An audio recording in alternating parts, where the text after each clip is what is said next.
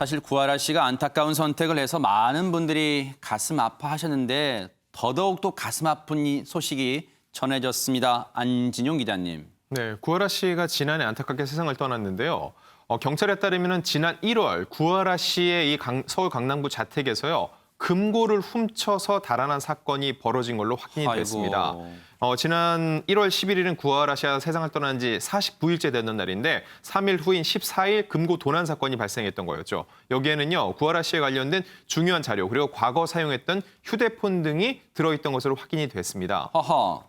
이 지금 저 사진이 뭔가요? 안진영 기자님. 저게 저 CCTV 영상이 공개된 내용인데요. 저렇게 구하라 씨의 금고를 갖고 나오는 장면이 CCTV에 포착이 된 겁니다.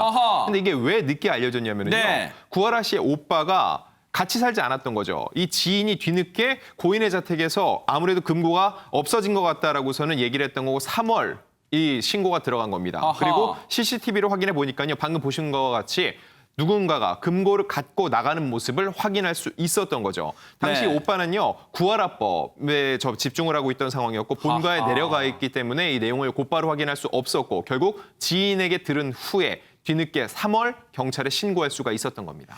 아니 근데 저 절도범이요. 어떻게 고 구하라 씨의 집에 들어갈 수가 있었을까요? 김원미 팀장님. 그렇습니다. 1월 14일 새벽인데요. 그 범인이 그 후드티를 입고 그다음에 안경을 썼고 마스크를 썼어요. 세상에 저렇게 들어갑니다. 그렇죠. 네. 얼굴 가린 다음에 담을 지나가가지고 현관문까지 갔습니다. 현관에 가니까는 그 전자 도어락 있지 않습니까? 네. 도어락을 알다시피 누르면은 거기 번호가 키패드가 뜹니다. 저 보세요. 아우 정말로 아우 네. 슬슬 걸어가고 있죠. 조심조심 걸어가고 있습니다. 네. 현관문까지 가서 도어락을 눌러서 키패드가 뜨니까 번호를 눌렀어요. 네. 근데 번호를 눌렀지만 현관문이 열리질 않은 겁니다. 아하. 그러니까 현관문으로는 침입을 못했고 다른 방법으로 즉 다른 베란다를 통해서 침입해서 범행한 것으로 추정되고 있습니다. 일단 하재근 평론가님, 저 영상은 그러면 고 구하라 씨의 오빠가 지금 공개한 건가요, 영상을? 예, 오빠가 지난 12일에 SNS에 저 영상을 올리면서 뭐라고 그랬냐면 아무리 후드티를 뒤집어 쓰고 마스크를 쓴다고 한들 지인이면 누군지 알아볼 것이다. 저 범인을 잡고자 제보를 받으려고 하니까 많은 분들께 도움을 구한다라고 올렸는데 아무래도 구하라 씨 오빠가 이야기한 대로 지인은 알아볼 것 같거든요. 그 어떤 몸의 구조라든가 이런 것을. 그래서 조금이라도 단서가 있는 분들은 구하라 씨 오빠라든가 수사 당국에 반드시 좀 제보를 해주길 바랍니다. 세상에 사랑하는 여동생을 하늘로 떠나보낸 마음과 이 슬픔이 이만저만이 아닐 텐데 지금 저런 일까지 당해서 지금 구하라 씨 오빠 이 심정은 이루 말할 수가 없을 거예요. 관련 얘기 들어보시고 이어가 보도록 하겠습니다. 그 뭐 CCTV 보셨겠지만 뭐 그걸로는 특정이 안 되니까 경찰 입장에서도 뭐 수사는 좀 지지부진한 상황이죠. 매우 화가 나셨어요. 그 부분과 관련해서 그때 당시에는 도대체 누구길래 사람이 죽었는데 저렇게까지 금고까지 빼돌리려면은 경찰도 현재 그 CCTV 영상과 관련해서는 지금 뭐 얼굴이 거의 나와 있지 않고 키도 보통이라서 특정이 참 어렵다라고 해요. 범인을 잡아야 되는데 이게 누군지를 알 수가 없으니까 누구라도 아시는 분, 이 사람이 누군지 아시는 분 좀 제보 좀 해달라고. 국민 여러분들의 도움을 좀 받을 수 있지 않을까라는 그런 생각으로 적극적으로 좀 제보를 받고 그 제보 받은 부분을 경찰에 좀 전달해서 수사를 촉구할 예정입니다. 손정혜 변호사님, 그런데 아직은 이 수사도 지지부진한 상태입니다만 저 영상을 보면서 의문이 드는 대목은 절도범이라면 창문이 열렸다거나 그런 곳을 찾은데 저 엉금엉금 살금살금 가서 처음으로 한 게 도어락의 비밀번호를 누르려고 했습니다. 시도를 했습니다. 혹시 저 집에 과거에 와봤다거나 구조를 좀 안다거나 하는 사람의 소행일 가능성을 완전히 배제할 수는 없을 것 같습니다. 그렇게 강력하게 추정된다는 것이 구하라 씨 오빠의 주장인데 뭐냐면 절대 처음 오는 사람이 아니라는 거죠. 직구조를 너무 잘 알고 있는 사람이다.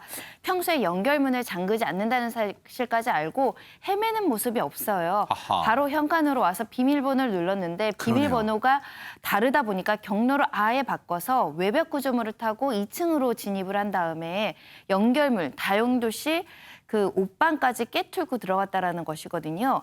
금고의 위치를 알았다는 거예요. 이렇게 일반 도둑 같으면 막 와서 뒤지고 그렇죠. 막 엉망으로 만들어 놓는 딱 금고를 찾아서 금고만 쏙 들고 나갔다라는 거거든요. 그런 면에 있어서는 이 집에 들어왔던 사람 너무나 잘 알고 있었다는 사람이라는 것인데 그게 또 슬플 겁니다. 사람이 죽었는데 아까 말씀하시잖아요. 그리고 이 비밀번호를 이 구하라 씨 지인하고 오빠가 비밀번호를 바꿨다라는 거예요. 그러니까 그 전 비밀번호를 눌렀는데 열리지 않았던 거예요. 그것에 따르면 비밀번호까지 알 만큼의 지위에 있었던 사람이라는 걸 추정할 수 있는데 일단 이전 비밀번호를 누를 만한 사람 중에 용의자를 추려야 될 것으로 보입니다.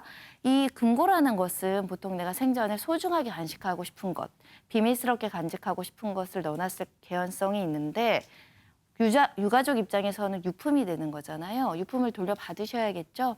빨리 잡혀야 될 것 같습니다. 네. 그런데요, 이런 생각도 해봅니다. 자, 금고를 훔쳐 나왔습니다.